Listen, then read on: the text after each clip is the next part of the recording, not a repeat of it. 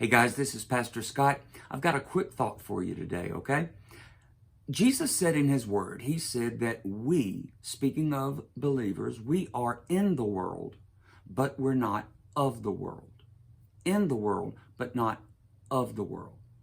In other words, while we're here, we're supposed to know how to live, how to conduct ourselves, how to navigate, but we shouldn't get our directions or our cues from this world system. The Apostle Paul said in Romans 12 that we're not to be conformed to this world, but be transformed. How?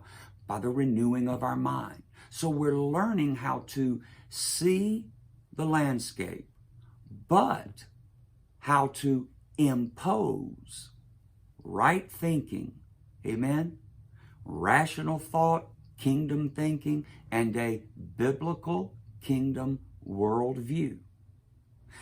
Now, the reason that I'm sharing this, the other day, I heard someone mention in a conversation they were having, they said, well, there are basically three important things to go after in this world. And if you can solidify these three, you've got it made. Well, of course, my interest was piqued. And they said that these were the three power broker commodities to have. Number one, money.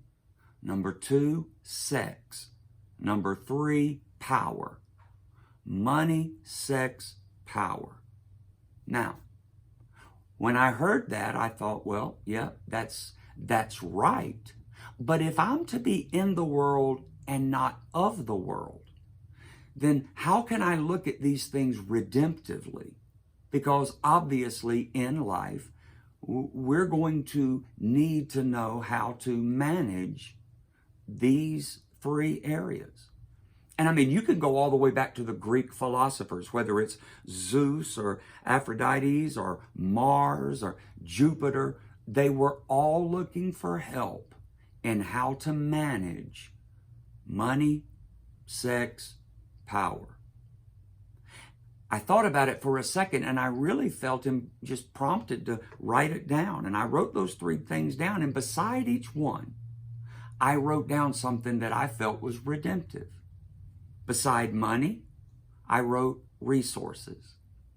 Beside sex, I wrote relationships. Beside power, I wrote responsibility.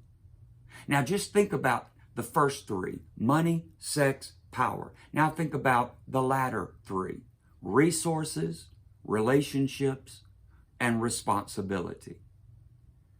You can see how they are similar, but they're very different in how we think about and how we appropriate those things, right? The first three, they'll drive you. You can be driven by those first three. Or you can be determined to steward the latter three, right? Now, I'll tell you something about the first three. They're going to demand sacrifices. They're going to demand sacrifices. People who want to get a leg up in the business world, boy, I'm telling you, it's dog eat dog, it's cutthroat, and I've heard of people stepping over others in the chain and the rung of the corporate ladder and throwing people under the bus so that you can be promoted. It's a lot of shady stuff that happens when it comes to money. A lot of unfortunate, improper things happen when it comes to sex. And we already know what the love and the greed of power can do.